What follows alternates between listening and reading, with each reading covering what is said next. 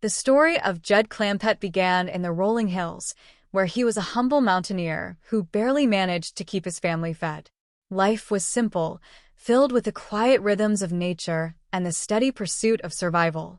One day, while he was out shooting at some game to provide a meal for his loved ones, a sudden and unexpected discovery changed everything forever.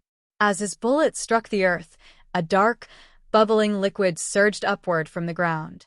It was oil, commonly known in those parts as black gold or Texas tea. Life transformed in an instant. The first thing Jed knew, he had become a millionaire.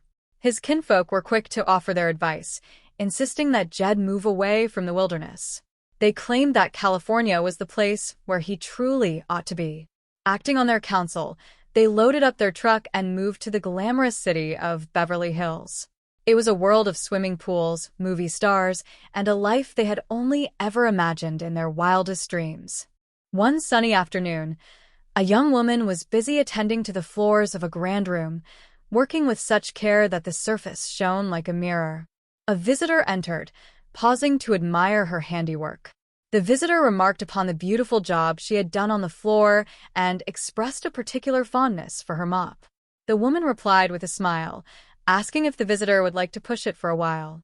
The visitor politely declined, explaining that they were running late and likely had an office full of clients waiting. When the woman asked about these clients, the visitor explained that their Uncle Jed had probably mentioned it. They were now a big Hollywood agent, someone commonly referred to in the industry as a flesh peddler. The woman seemed surprised by the term, but the agent explained that they made deals for the biggest stars in the business, and when those stars finished their work, the agent received 10% of their earnings. The woman teased the agent about their appearance, suggesting that if they were starting such an important new job, they ought to at least comb their hair. The agent scoffed at the suggestion, noting that they had paid $25 to have it styled that way. They spent an hour teasing the hair until it looked almost angry, and the agent jokingly remarked that the woman was showing more colors than a red rooster in a pumpkin patch. Meanwhile, back at the Clampett residence, Jed was concerned about Jethro. He wondered what was going on with the boy, who seemed particularly energetic. Jed explained that Jethro was feeling spry because he had landed a brand new job working in a butcher shop. This confused the others, as Jethro had previously told them he was going to be a flesh peddler. They soon realized there was a misunderstanding regarding what an agent actually did. They debated the definition, concluding that an agent simply finds work while other people perform it, which seemed like it might suit Jethro just fine. As the day progressed, Jethro prepared for his new role. He noted that his limousine had not yet arrived, and he considered calling New York to check on potential Broadway openings that he might need to fly in for. When Jed and Granny expressed their confusion about the term flesh peddling, fearing it meant working in a butcher shop, Jethro felt insulted. He lamented how a boy genius like himself had ended up in a family of such simple country folk. He even asked if he could tell people he had been adopted, a suggestion the family found surprisingly agreeable. When his limousine finally arrived, Jethro was impressed by his chauffeur. He proudly mentioned that he had hired a large number of young women to work for him, believing that he had to give them something productive to do. He directed any incoming calls to his office, which he claimed occupied the entire 5th floor of the bank building owned by Mr. Drysdale.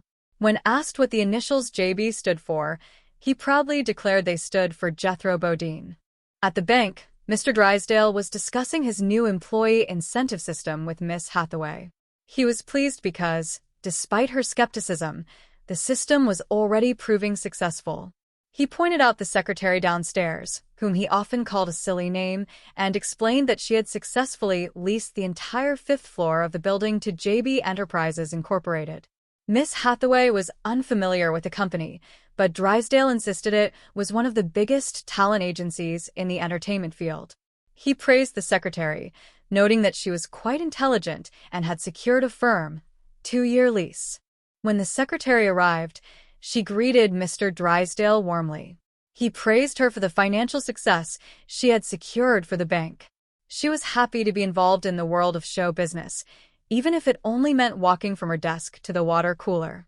She mentioned that she had received a note asking to see the boss. Drysdale handed her a gift as a token of his appreciation, which she accepted with delight. He told her to return to her desk, though she was eager to meet the mysterious JB himself. Jethro eventually arrived at the bank, wearing a brand new, stylish jacket. He greeted everyone with confidence, eager to show off his new look. When Mr. Drysdale tried to dismiss him, Jethro was persistent, explaining that he had a meeting. Drysdale was busy and attempted to get rid of him by sending him to the candy store. However, Jethro mistakenly interpreted a memo about himself as a sign of his own importance. When he realized that JB referred to him, he was thrilled and headed off to his new office, leaving Drysdale in a state of absolute shock. Drysdale felt the sudden need for heart medication, joking that he wanted to see his secretary push the boy out of a window. Back at the house, a visitor arrived. It was Cousin Roy from back home. Everyone was pleased to see him, though they were a bit wary of his large pet bear. Roy explained that the bear was quite friendly, which only added to their apprehension. They settled in and began to catch up. Roy mentioned that he was in town because a representative from a record company had heard him play his fiddle and banjo at the local hotel in Bug Tussle and had invited him to Hollywood. He hoped to find an agent who could represent him, and the family immediately thought of Jethro. They decided to go and visit Jethro at his new agency office. When they arrived, they were impressed by the scale of the operation. Jethro, however, was acting quite formal, telling his assistant only to let in the biggest stars. When his family arrived, he tried to give them the cold shoulder, acting as if he were far too important and busy to speak with them. He gave them the classic Hollywood brush-off, despite their attempts to tell him about Roy. Later, Mr. Drysdale visited Jethro's office, intending to confront him.